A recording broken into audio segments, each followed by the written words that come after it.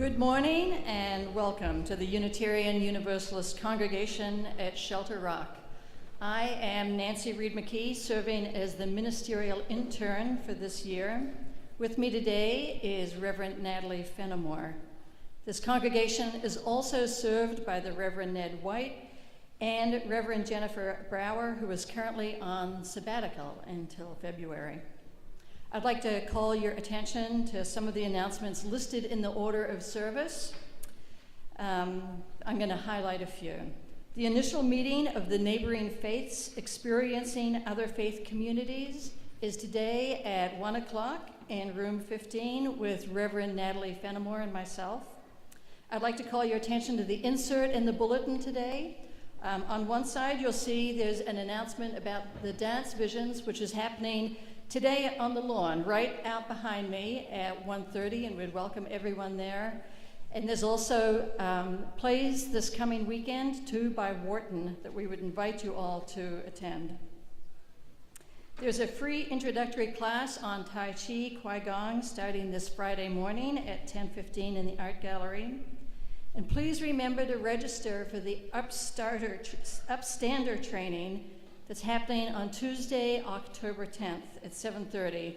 This training is how to respond if you are a witness to someone else who's being harassed by hate-based harassment. Let us hold Lynn Smith in our hearts. She is home from the hospital recovering. While she does not feel up to visits yet, she would welcome cards and letters of love and support. And in gratitude for over 7 decades of affiliation with this congregation and recognition of how much this congregation means to her, and in celebration of her 80th birthday, Mary Watts is graciously sponsoring today's UU Cafe. We thank her for her generosity, and we wish her many happy returns. Stephen Michael Smith and the choir will lead us in singing Happy Birthday to Mary.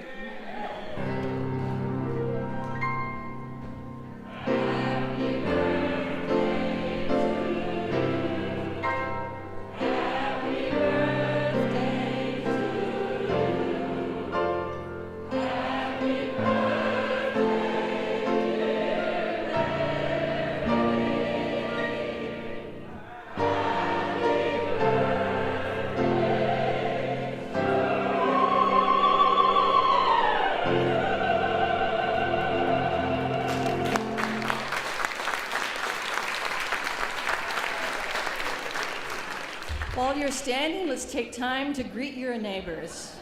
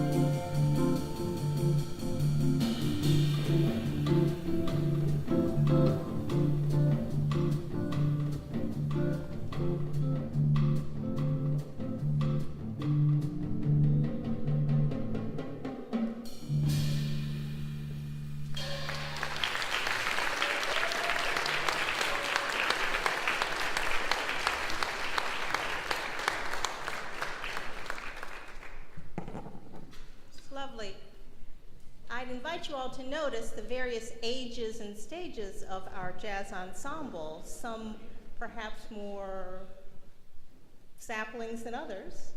And note that this opportunity to be part of our music program, ably led by Stephen Michael Smith, Dan Pratt, and our children's music coordinator, George Wiseman, is open to all ages. So please sign up for the young people's choir, the adult choir, the jazz ensemble, the many, many things that we do. Encourage your children and young people to enter in early and often.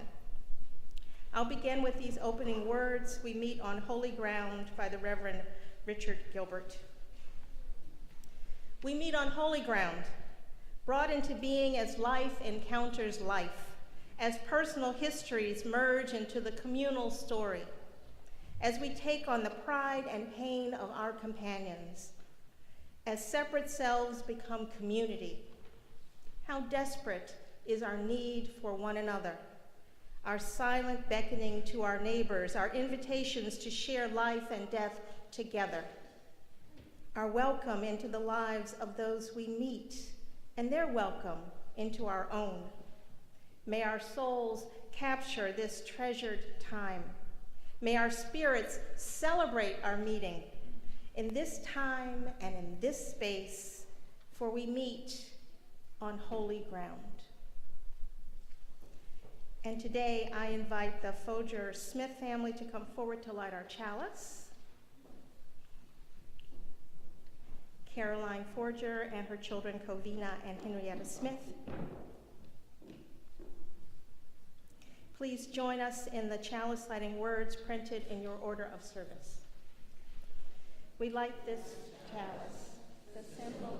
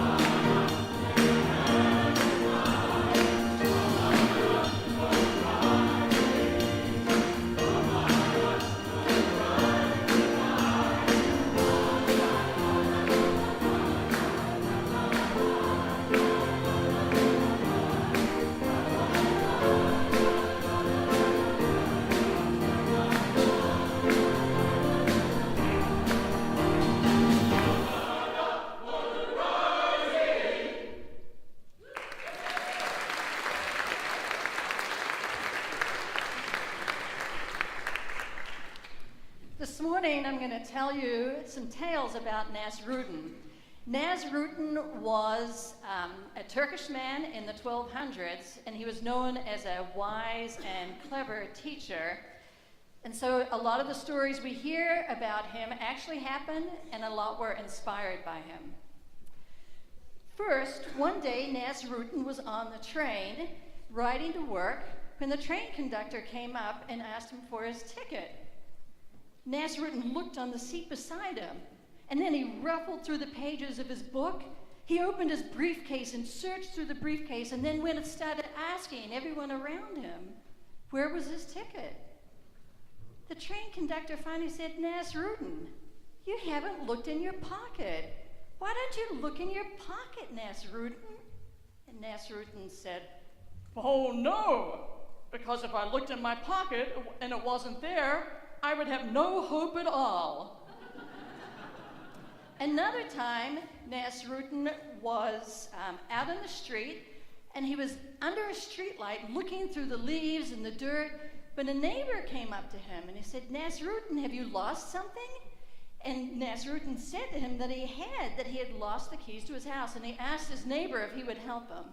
And his neighbor, of course, being obliging, of course was going to help him. So they got down on the ground and they searched through the dirt and the leaves and all the garbage that was down on there. And the neighbor finally said, Nasrudin, I can't see your key anywhere. Are you sure you left your keys out here? Oh, no, said Nasrudin. No, I didn't leave them out here. I lost them in the house. Well, why are we searching out here for your keys then? Why, there's more light out here, of course. So this final tale about Nasrudin I've never heard before, but I know it's true because I made it up this week. One day, Nasrudin was out in the woods taking a long walk, and he was thinking. He was thinking about the village he lived in and how sometimes they didn't all get along. He was so lost in thought that he started walking around in circles. And just then a little child came up and said, Mr. Nasrudin, are you lost? No, I'm not lost, said Nasrudin. See?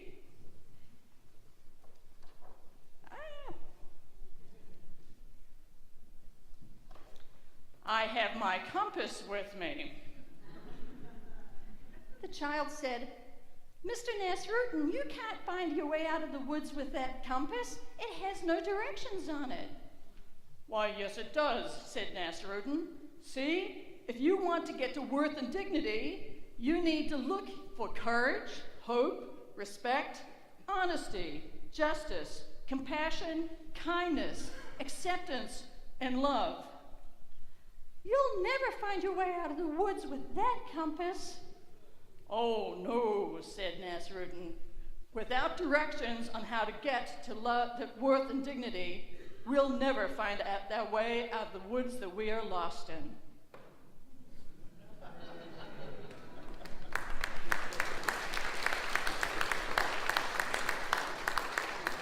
Let us join in singing the words in the order of service as the children and their teachers depart for their classrooms. We are rising up like a phoenix from the fires of brothers and sisters, and the wings of my heart. We are rising up like a phoenix from the fires of brothers and sisters, and the wings of my heart. We are rising up. We are rising up. We are rising up. We are rising up.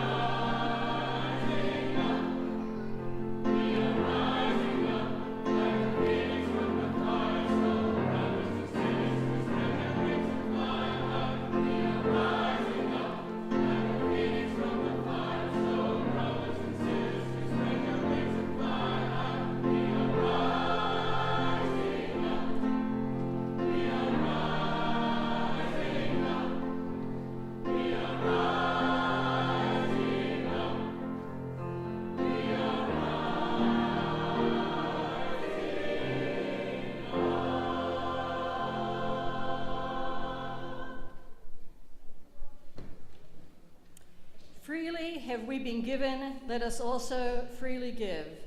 The offering for the work of our community in defense of the inherent worth and dignity of every person and in support of our other UU principles will now be gratefully received. Will the ushers please come forward?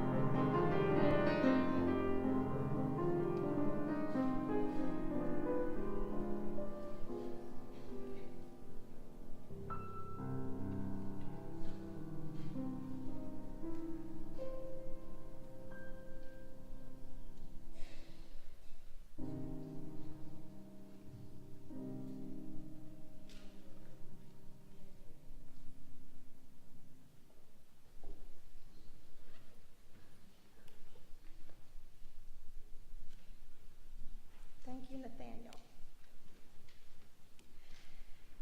These are the words of Victoria Stafford. There is a beautiful, proud history of work for human rights and freedom, for social change and peace and protection of the earth. This is a story in which we choose to stand. This is not the story of oppression and imperialism and militarism and corporate greed and plunder, but that alternative story, equally true, of those who lived their lives and gave their lives for love, for a difficult and truly patriotic ideal, liberty and justice for all. This is an ideal that is gradually gathering up everyone, women and slaves and indigenous people, children and elders and the poor and the sick, the mentally ill, the workers, the farmers, the immigrants, those fighting for human rights and civil rights, for public schools and pluralism, every person, gay and straight, who would sit at the welcome table. We're only here to pass this story on. All you have to do is keep the fire burning for a little while. Stoke it with your life. Don't allow it to go out, and pass it on.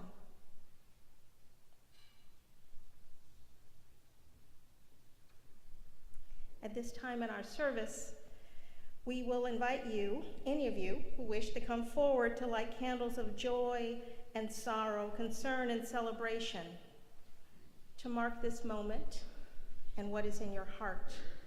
You will notice that once again, we have 2 candle boxes.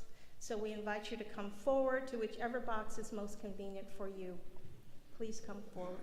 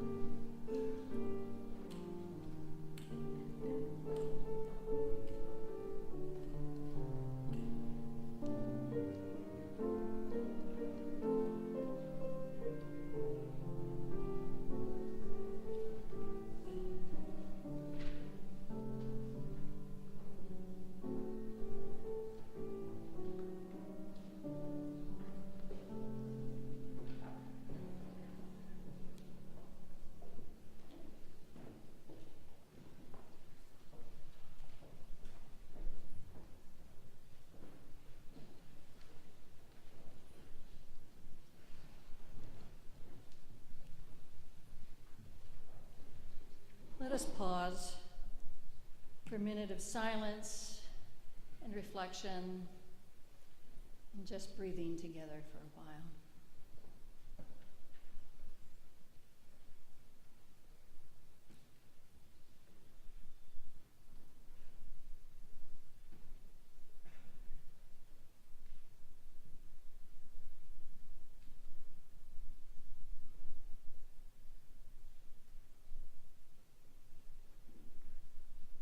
Spirit of life, who draws us together in a web of holy relationships, may your presence known with us and in us and among us remind us that we are not alone in history. Ignite us with the courage of the living tradition. Remind us that we are not alone in entering the future. Anchor us with patience and perseverance.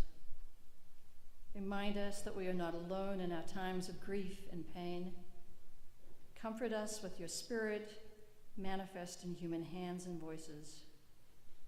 Remind us that we are not alone in joy and wonder.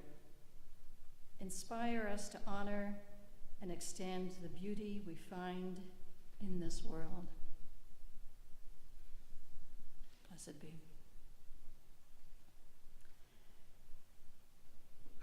Many of you are aware that this year we're spending time examining the first Unitarian Universalist principle that states, "We believe in the inherent worth and dignity of all." We spent September talking about the personal dimension of this, how we recognize our own worth and how we honor the dignity in others. This month, we're turning to explore how we uphold the worth and dignity of each other when we're faced with government or corporate powers that seem oppressive. This is about how we speak truth to power. Traditionally, speaking truth to kings and conquerors was the role of the Old Testament prophets. They were given the authority to examine the past, then create divine insight to understand what was happening in their land and among their people. They were considered to be God's messengers. Prophets warned people if they were headed in the wrong direction, and they advised them of the likely consequences of their actions. The prophets called the leaders and people of Israel, of Judah, to come back into proper and right relationship with Yahweh and with each other. If you research who our modern day prophets are, many of the traditional Christian churches say that the day of the prophets ended with the time of Jesus. But I think many of those of us in this room know that that is not true. Prophets are the people who exist on the edge of their own culture. When they see impending decisions and important changes, they identify the challenges before us. They help us see traditions and patterns that we're moving away from, and they explain the consequences of the new behaviors and habits as they begin to develop and materialize. This is not always a bad thing unless you don't like change. These days, we're faced with escalating technological and environmental changes. It feels out of control at times. It feels like we're being rapidly propelled away from our familiar relationships between the earth and all life. We need our prophets more than ever. We need their clarity. We need the insight of others to help us understand what it is we need to do. The truth is that religious liberals like us are defined by this prophetic dimension. We hold a vision of a more just society, and we see it as our religious duty to speak out against whatever interferes with that vision. This makes the role of the prophet central and indispensable to our faith. So who are our prophets? I want you to think for a minute, who comes to your mind when I ask you this? Who speaks for you? Who first stirred up your vision of justice? Who do you feel calls the world into being in right relationship? For me, the first person I think of is Stephen Biko. He was a man imprisoned, tortured, and killed during the South African apartheid. I still remember the day I was standing in my kitchen washing the dishes when I learned about Stephen Biko on the radio. His life and words kindled a fire in me that has not been extinguished. He generated a passion in me to be part of making this world right, and he started me on the path for social justice. I also think of Brian Stevenson, the lawyer who founded the Equal Justice Initiative, who calls out the injustices of our prison system, imploring us to come into better relationships with all our citizens. I think of Rachel Carson, the marine biologist, whose work on ecological damage from pesticides galvanized the environmental movement. And I think of Julia Butterfly Hill, who lived in a redwood tree for 2 years, 738 days to be exact, in order to call world attention to the destruction of ancient and sacred trees. Not all of us can be prophets. Perhaps you don't feel like you have the courage, or that you may not know enough, or you may feel it's too hard. But we can be part of this faith tradition that has at times been called the prophethood of all believers. When people come together to make a commitment to each other to make the world better, together they form a prophethood. It can be a congregation. It can be a group of devout people, such as the Albanian Muslims. I just learned about the Albanians several weeks ago. I exercise at the Sid Jacobson Jewish Community Center 4 or 5 days a week on my commute between Oyster Bay and here. Along the main hall, they have a large display of photographs. After a week of just walking by these pictures, I finally stopped to read the caption written next to one of them. After I read the first one, I was moved to go back to the beginning of the display to read about the whole exhibit. The photo exhibit honors the individual Albanians declared righteous among the nations by Jewish law, who protected their neighbors during World War II.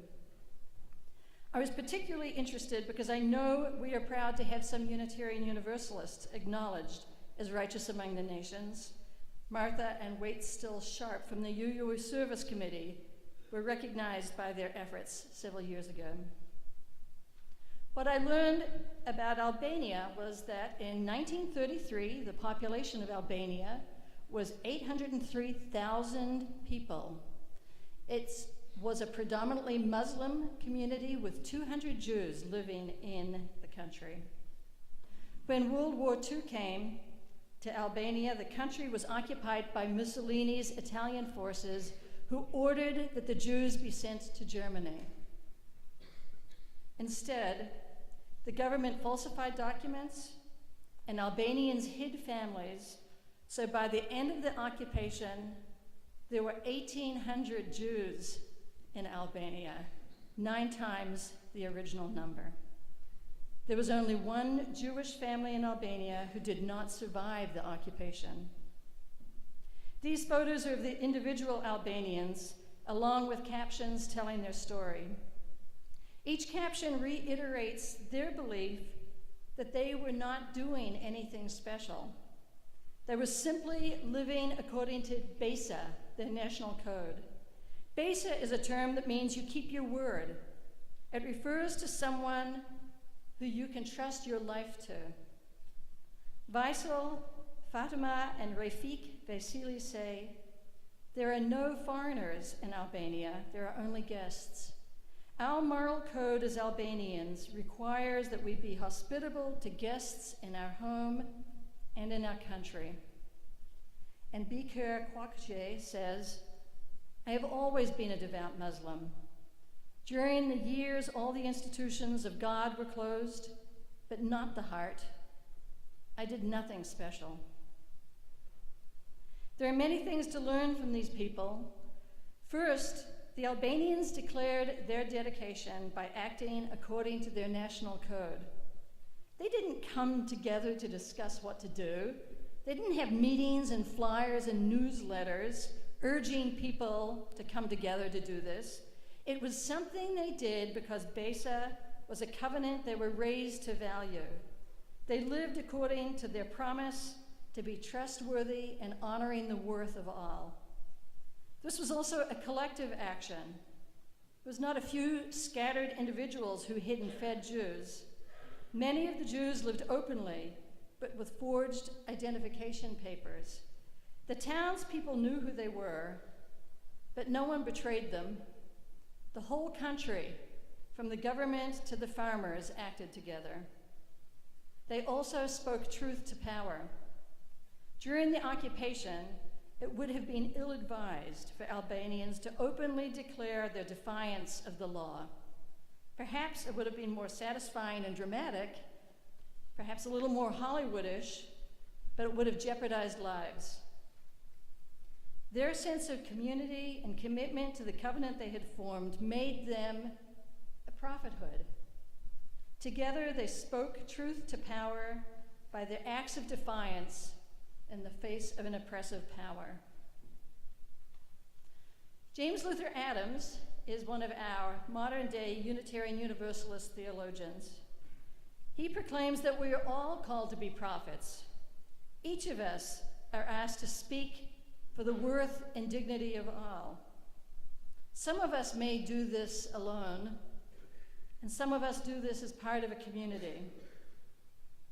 How many of you have taken time this past year to claim your prophethood? How many of you have joined with others to march for women's rights or climate protection? How many of you have taken to the streets to join others with signs of protest, perhaps for the first time? It's invigorating and agitating at the same time. Last October 28th, the Reverend John Floberg, an Episcopal priest living on the Sioux Indian reservation called Standing Rock, asked for 100 clergy to come to the reservation. The tribal elders had asked for witnesses to see what was happening on their land.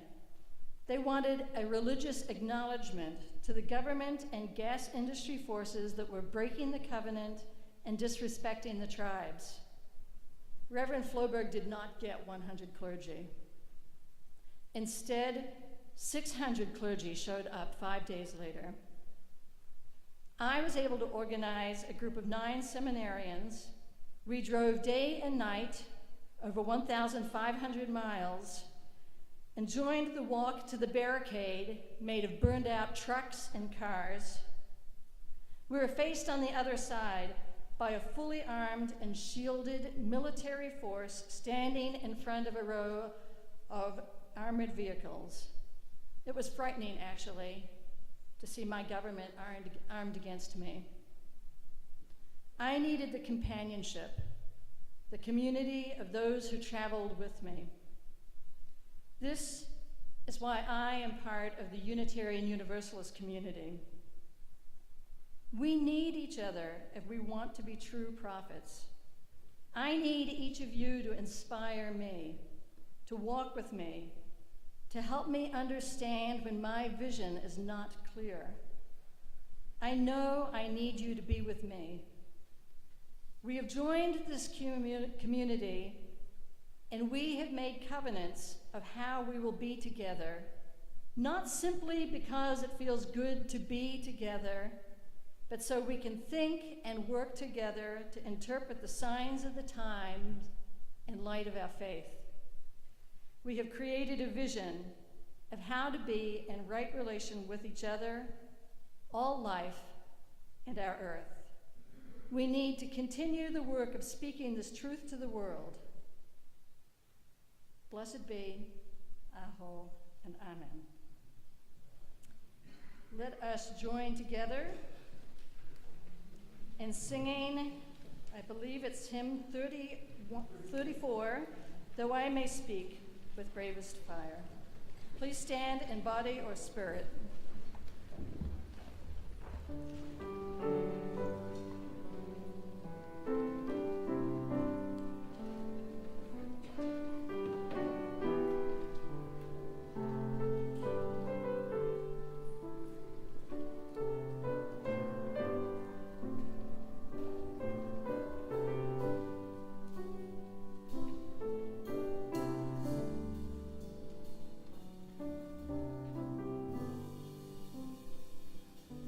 Oh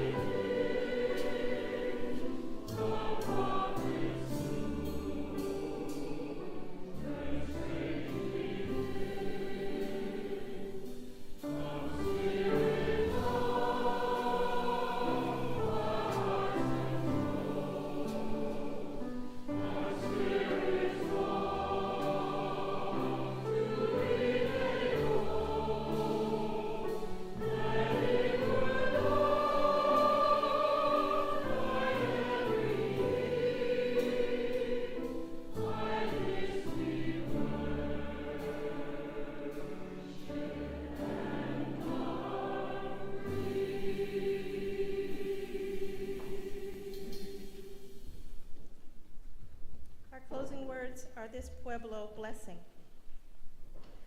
Hold on to what is good, even if it is a handful of earth. Hold on to what you believe, even if it is a tree that stands by itself. Hold on to what you must do, even if it is a long way from here. Hold on to the hand of your neighbor, even when you are apart. Blessed be. Amen.